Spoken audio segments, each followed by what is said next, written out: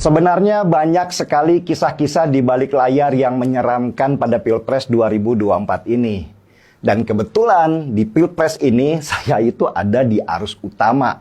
Jadi sering tuh mendengar peristiwa-peristiwa yang mind-blowing, yang mengejutkan, yang bikin sakit kepala. Yang nggak bisa saya ceritakan semuanya, apalagi di publik seperti ini. Tapi ada sebuah kisah menarik di balik layar tentang situasi yang dialami oleh Ganjar Pranowo yang ingin saya ceritakan.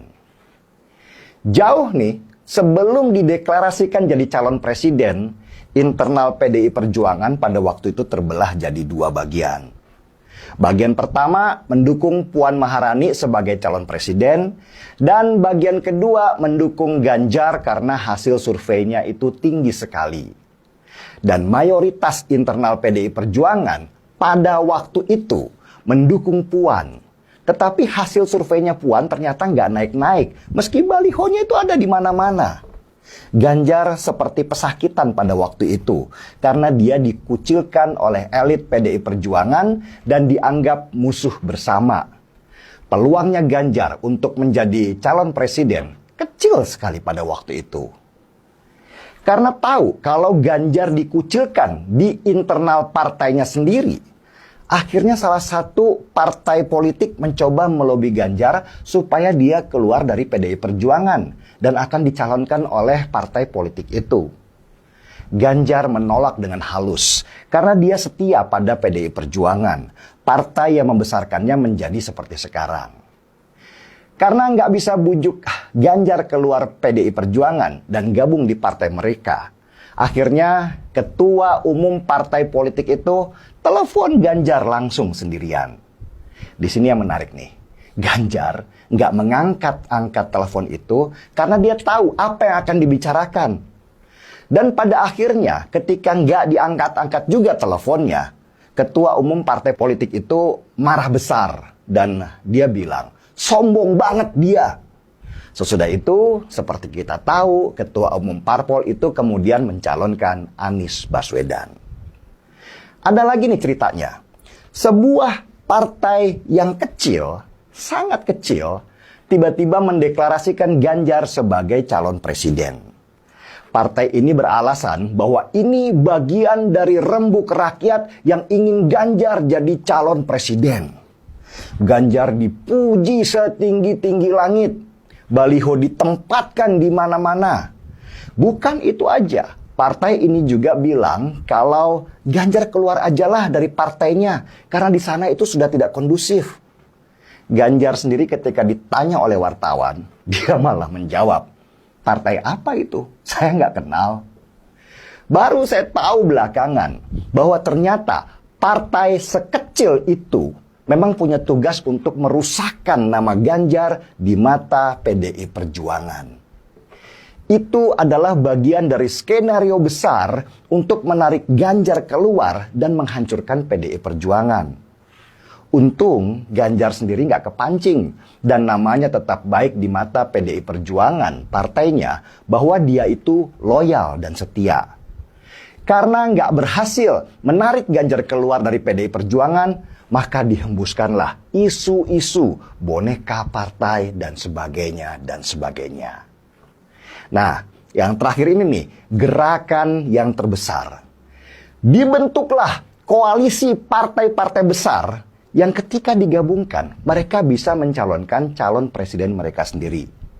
Siapa capresnya? Ya, calon presidennya adalah Ganjar Pranowo. Ganjar dipanggil oleh orang yang berkuasa dan ditawarkan untuk menjadi calon presiden di koalisi itu. Ganjar spontan nolak dengan halus. Saya tetap setia dengan partai yang membesarkan saya, katanya. Saya nggak niat jadi presiden kecuali partai saya yang meminta. Itu sudah jadi prinsip dan tidak bisa diubah.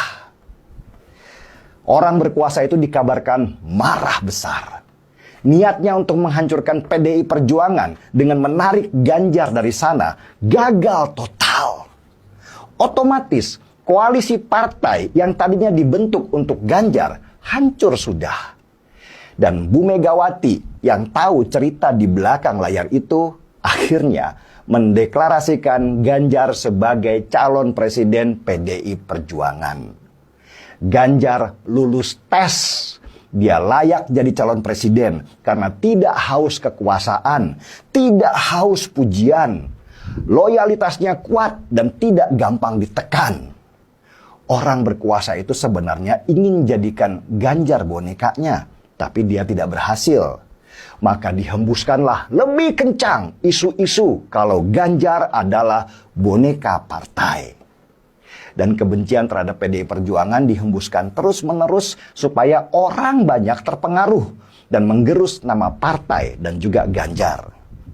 Nggak berpengaruh ternyata, karena di survei-survei nama Ganjar itu tetap teratas. Apa moral story dari kisah di balik layar itu? Bahwa politik itu kejam, sangat kejam.